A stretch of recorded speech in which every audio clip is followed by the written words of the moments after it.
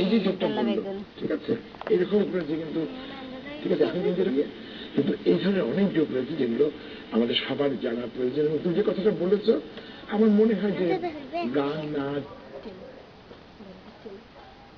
অভিনয় এগুলো যদি এই বিষয় হচ্ছে, সাহস নিয়ে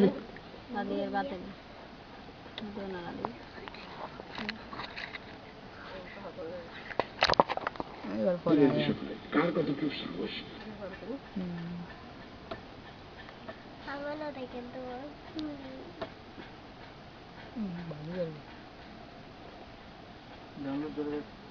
লাইভ পর্দা ঠিক আছে, এগুলো সবকিছুই আস্তে আস্তে আসবে।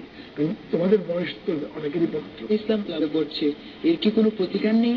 একটাই প্রতিকার, যে কটা অনুষ্ঠান দেখায় সেগুলো তোমরা দু তিনবার করে দেখবে, বেশি বেশি করে দেখবে। তাহলে তোমার যদি তোমরা না দেখো তাহলে বিদেশি অনুষ্ঠান আস্তে আস্তে বন্ধ করে দেবে।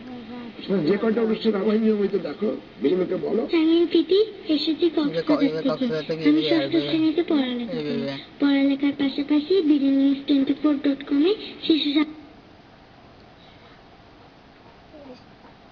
সাংবাদিকতার কাজ করছে। স্যার, আপনার জীবনের একটি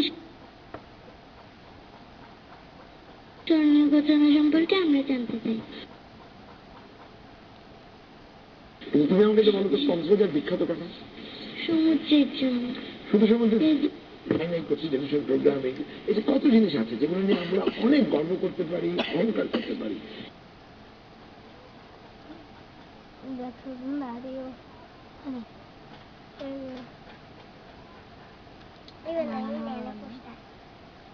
এগুলো কিন্তু তোমাদের জানতে হবে। ভাষার জন্য পৃথিবীতে কোন দেশের মানুষ জীবন দেয়নি, বাংলাদেশের মানুষ শহীদ করেছে।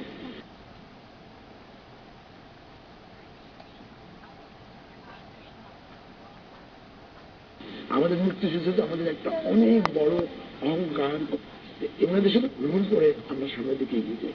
এটা কিন্তু আমাদের জীবনে খুব খুব বেশি প্রয়োজন। বাংলাদেশে তোমরা যে যেখান থেকে এসছো, তোমাদের কিছু কিছু খেলা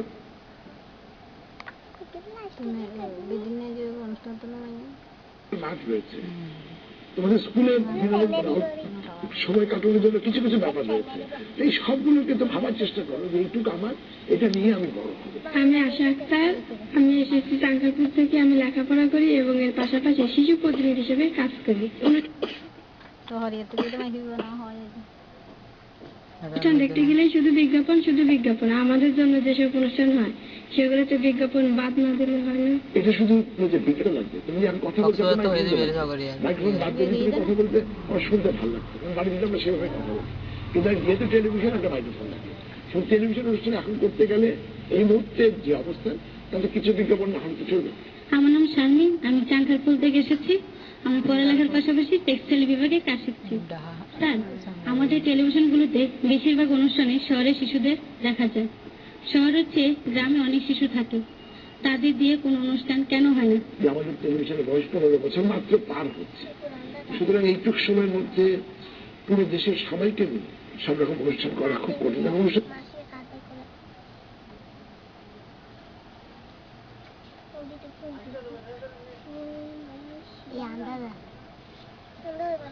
কি করবে? গ্রামে যে রয়েছে কিন্তু অনুষ্ঠানটা দেখতে হবে, জানতে হবে,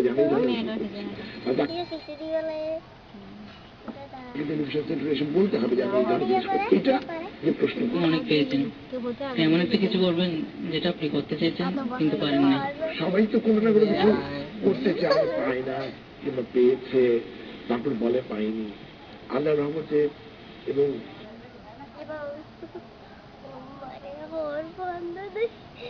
সবাই তোমাদের ভালোবাসায় সবকিছু মিলিয়ে আমি যে চাওয়াটা তো অনেক পরের কথা, কিন্তু যেভাবে আজকে জীবনে যেখানে এসে দাঁড়িয়ে গেছি, এই টেলিভিশনে এই স্টুডিওটা নতুন স্টুডিও, কিন্তু এই টেলিভিশন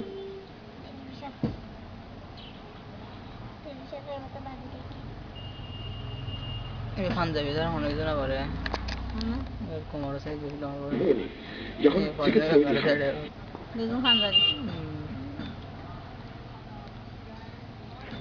তার আগে এই ভবনটা ছিল ডিআইটি।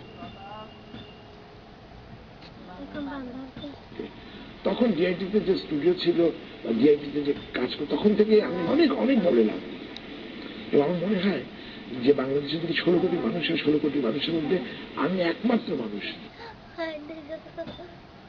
যে জীবনে প্রথম টেলিভিশনে কাজ শিখেছি।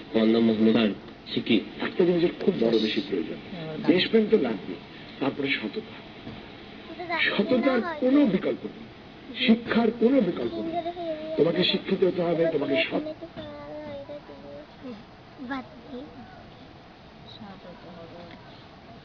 থাকতে হবে, তোমাকে দেশকে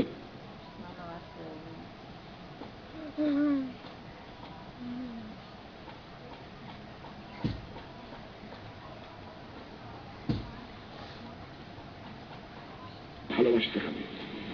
এই তিনটে জিনিস যদি তোমার মধ্যে থাকে, তাহলে বাকি যে ভালো জিনিসগুলো, পরিবারের একজন মানুষ হিসেবে তুমি তোমার ভাইকে ভালোবাসবে, বাবা মাকে শ্রদ্ধা করবে, সমাজে পছন্দ করবে, এই সব জিনিস আপনি আপনি চলে আসবে।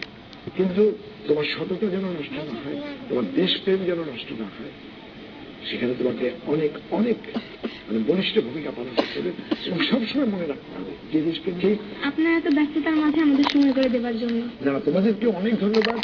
যে ব্যস্ততা তো একটা কথা, বাংলা ভাষার একটা কথা। আজকে যেটা হলো সেটা হলো যে